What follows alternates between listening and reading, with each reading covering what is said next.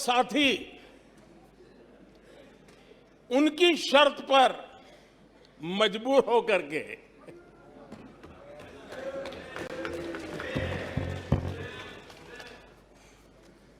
और इस अविश्वास पर प्रस्ताव पर भी आपने कैसी चर्चा की? और तो मैं तो देख रहा हूं सोशल मीडिया में आपके दरबारी भी बहुत दुखी है। ये हाल है आपका। और अध्यक्ष जी देखिए, मजा इस डिबेट का कि फील्डिंग विपक्ष ने ऑर्गेनाइज की, लेकिन चौके छक्के यहीं से लगे।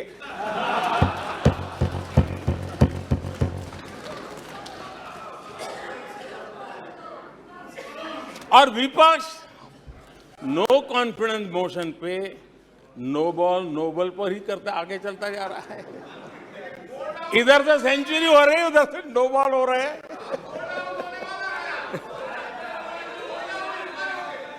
अध्यक्ष जी, मैं हमारे विपक्ष के साथियों से यही कहूंगा कि आप तैयारी करके क्यों नहीं आते जी?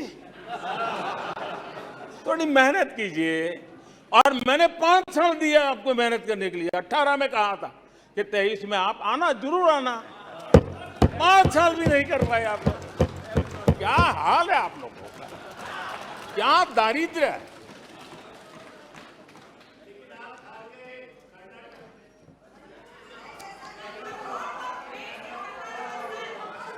आदरणीय अध्यक्ष जी,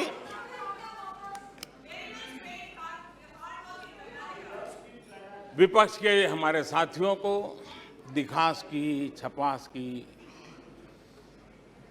बहुत इच्छा रहती है, पर स्वाभाविक है। लेकिन आप ये मत भूलिए कि देश भी आपको देख रहा है। आपके एक एक शब्द को देश गौर से सुन रहा है। लेकिन हर बार देश को आपने निराशा के सिवाय कुछ नहीं दिया है। और विपक्ष के रवैये पर भी मैं कहूंगा, जिनके खुद के बही खाते बिगड़े हुए हैं, जिनके बही खाते खुद के बिगड़े हुए हैं, वो भी हमसे हमारा हिसाब लिए फिरते हैं। माननीय अध्यक्ष जी, इस अविश्वास प्रस्ताव में कुछ चीजें तो ऐसी विचित्र नजर आई जो न पहले कभी सुना है, न देखा है, न कभी कल्पना की है। सबसे बड़े विपक्षी दल के नेता को बोलने की सूची में नाम ही नहीं था। और पिछले उदाहरण देखिए आप। 1999 में वाजपेयी सरकार के खिलाफ अविश्वास प्रस्ताव आया। शरद पवार साहब उस समय नेतृत्व कर रहे थे। उन्होंने डिबेट का नेतृत्व किया। 2003 में अटल जी की सरकार थी। सोनिया जी विपक्ष की नेता थी। उन्होंने लीड ली। उन्होंने विस्तार से अविश्वास प्रस्ताव रखा। 2018 में खड़गे जी थे विपक्ष के नेता। उन्होंने प्रोमिनेंटली विषय को आगे बढ़ाया। लेकिन इस बार अधीर बाबू को क्या हाल हो गया? उनकी पार्टी ने उन्हें बोलने का मौका नहीं दिया। ये तो कल अमित भाई ने बहुत जिम्मेवारी के साथ कहा कि भाई अच्छा नहीं लग रहा है, और आपकी उदारता थी कि उनका समय समाप्त हो गया था, तो भी आपने उनको आज मौका दिया। लेकिन गुड़ का गोबर कैसे करना, उसमें ये माहिर है।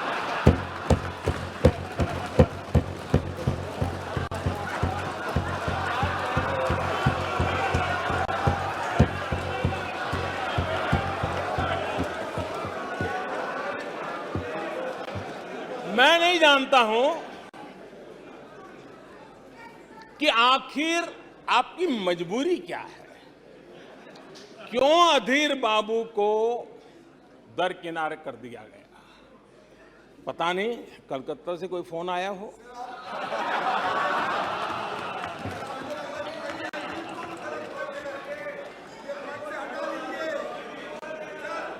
और कांग्रेस बार बार उनका अपमान करती है। कभी चुनावों के नाम पर उन्हें अस्थायी रूप से फ्लोर लीडर से हटा देते हैं। बिट्टू जी,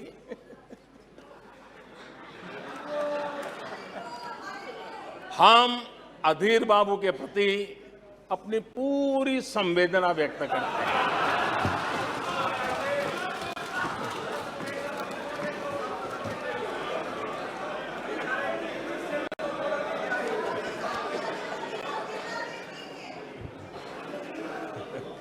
सूरज जी, जरा जोर से हंस लीजिए।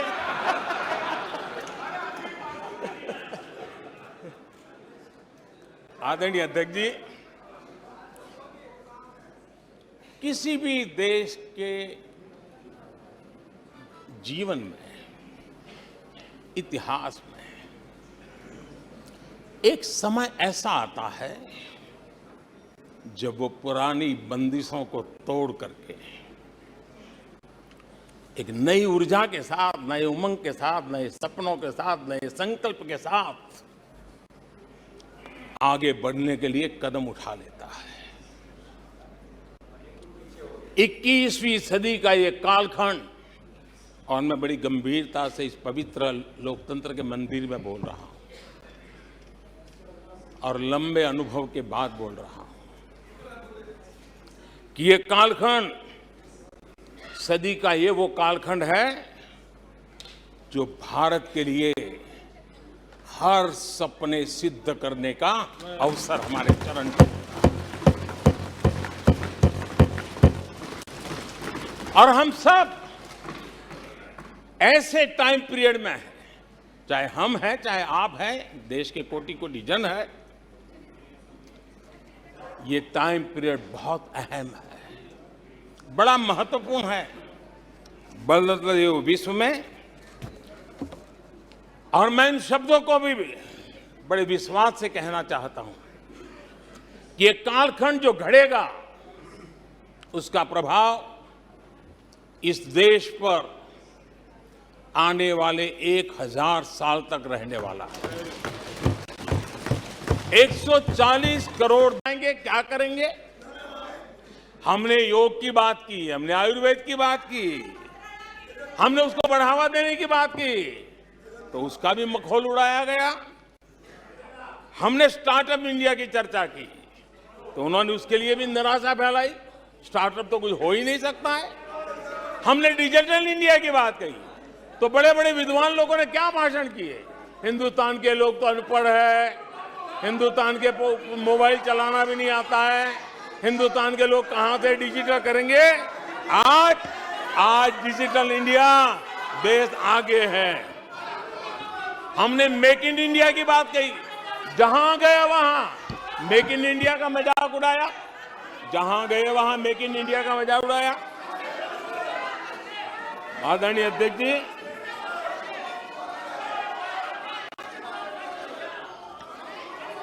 कांग्रेस पार्टी और उनके दोस्तों का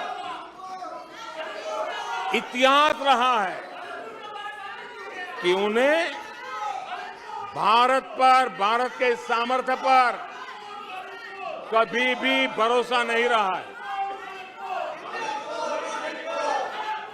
भाषण पूरा नहीं हुआ, प्लीज। अध्यक्ष जी, और ये विश्वास किस पर करते थे? मैं जरा आज सदन को याद दिलाना चाहता हूं। पाकिस्तान सीमा पर हमले करता था, हमारे यहां आए दिन आतंकवादी भेजा जाता था, और उसके बाद पाकिस्तान हाथ ऊपर करके मुकर जाता था, भाग जाता था, बोले हमारी तो कोई जिम्मेवारी नहीं है, कोई जिम्मा लेने को तैयार नहीं होता था। और इनका पाकिस्तान से ऐसा प्रेम था कि वो तुरंत पाकिस्तान की बातों पर विश्वास कर लेते थे। पाकिस्तान कहता था कि आतंकी हमले होते रहेंगे और बातचीत भी होती रहेगी। इन्हें यहां तक कहते हुए पाकिस्तान कह रहा है तो सही कहता होगा, ये इनकी सोच रही है।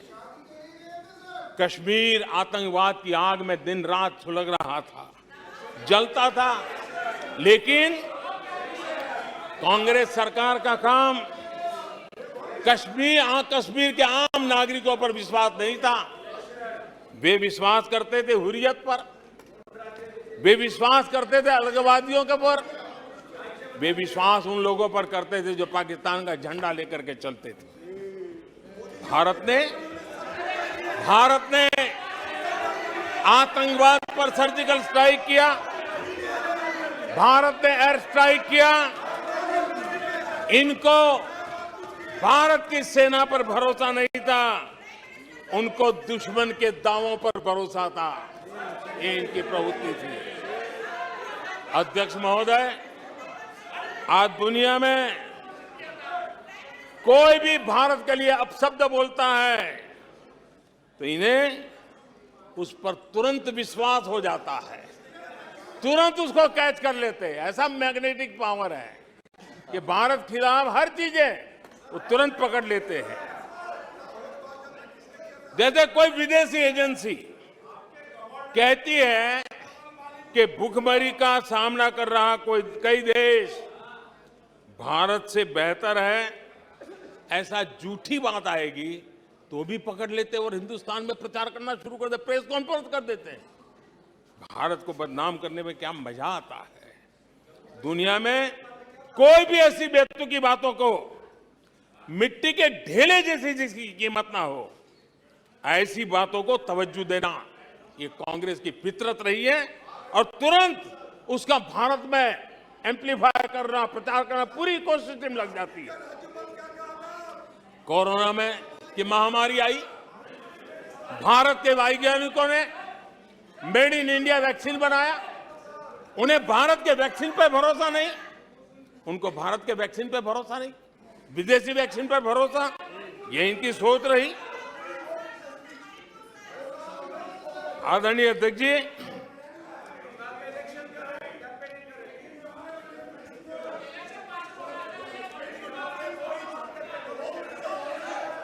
देश के कोटि कोटि नागरिकों ने भारत के वैक्सीन पर विश्वास जताया। इनको भारत के सामर्थ्य पर विश्वास नहीं है, इनको भारत के लोगों पर विश्वास नहीं है। लेकिन इस सदन को मैं बताना चाहता हूं, इस देश का भी, भारत के लोगों का कांग्रेस के प्रति नो कॉन्फिडेंस का भाव बहुत गहरा है। कांग्रेस के प्रति नो कॉन्फिडेंस का भाव बहुत गहरा है भारत के लोगों में। कांग्रेस अपने घमंड से इतनी चूर हो गई है, इतनी भर गई है कि उसको जमीन दिखाई तक देती नहीं है। आदरणीय अध्यक्ष जी, देश के कई हिस्सों में कांग्रेस को जीत दर्ज करने में अनेक दशक लग गए हैं।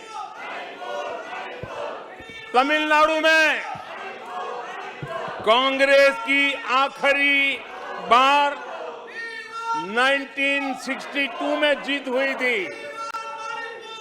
61 वर्षों से तमिलनाडु के लोग कह रहे हैं कांग्रेस नो कॉन्फिडेंस। तमिलनाडु के लोग कह रहे हैं कांग्रेस। पश्चिम बंगाल में उन्हें आखिरी बार जीत 1972 में मिली थी।